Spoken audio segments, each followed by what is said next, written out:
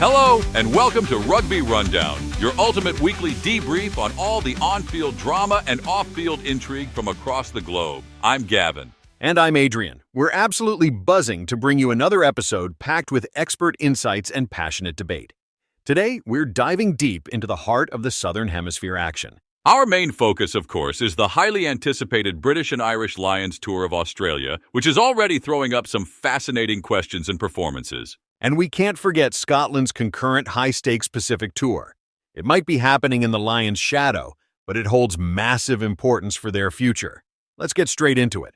All right, Gavin, let's kick things off with the Lions. The tour started with quite a jolt, didn't it? That surprising 24-28 defeat to Argentina in Dublin. It was their first tour opening loss since way back in 1971. Absolutely, Adrian. That result certainly raised a few eyebrows, and let's be honest, quite a few concerns about the team's cohesion and attacking fluidity right out of the gate. It felt a bit disjointed, didn't it? It really did. But then, fast forward just 8 days, and we saw a completely different beast emerge.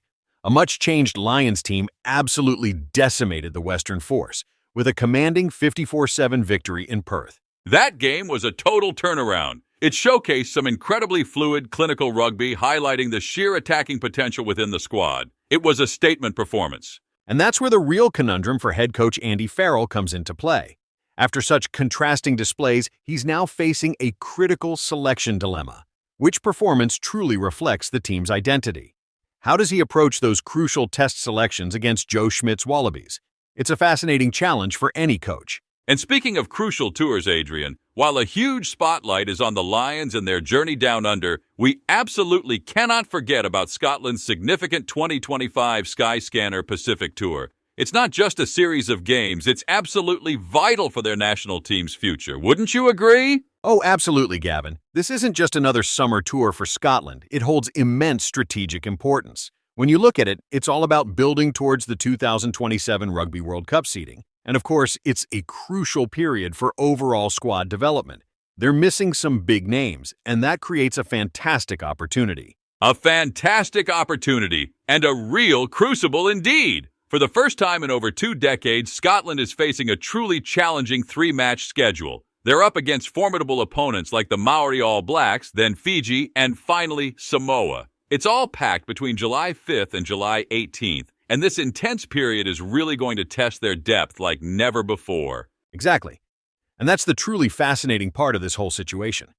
With 7 of their established frontline players currently on British and Irish Lions duty, this tour is a golden chance for a new wave of talent to emerge.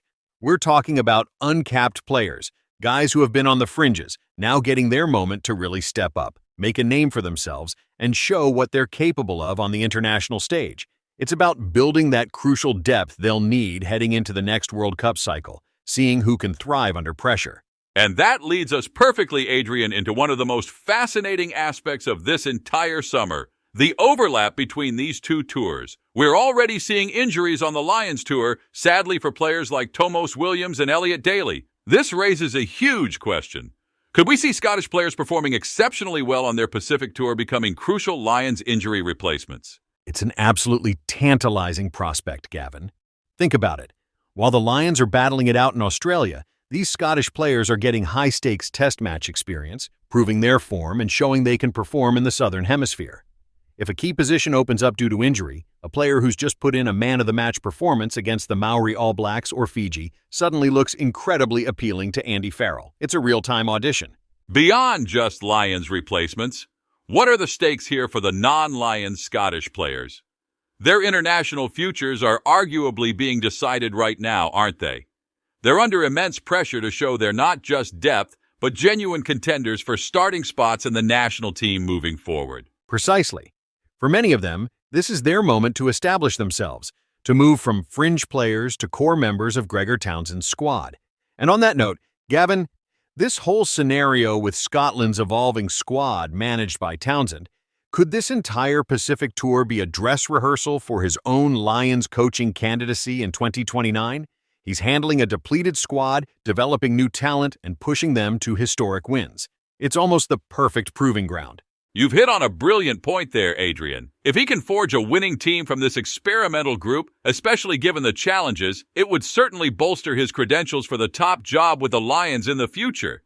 It's a multi-layered test for Scottish rugby and for Townsend himself. Absolutely, Gavin. When you look at the Lions tour, that initial loss to Argentina, followed by the dominant win over Western Force, then a slightly disjointed performance against the Waratahs, it's a roller coaster of form. It makes selection incredibly difficult for Farrell, right? Who do you back? The players showing moments of brilliance or those who are consistently solid? Exactly, Adrian. And then you compare that to Scotland, who, despite missing key players, just pulled off a historic victory against the Maori All Blacks. That result speaks volumes about the depth and resilience of those players. It completely reshapes the perception of Scottish rugby right now. It's a fascinating dynamic. You have players on the Lions tour feeling the pressure to solidify their test spots, knowing there are guys back home performing heroics.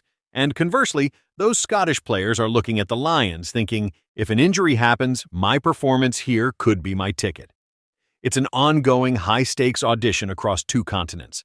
It truly is. This dual narrative of form and fortune is shaping not just the immediate test selections for the Lions, but also setting the stage for future international careers and the strategic direction of all four home nations heading into the next World Cup cycle. Every tackle, every try, every decision by the coaches is magnified. What an incredible few weeks it's been, Adrian. The Lions tour continues to throw up surprises, with Andy Farrell clearly facing some tough decisions as the first test against the Wallabies fast approaches. That Brumbies game is going to be massive for cementing combinations. Absolutely, Gavin.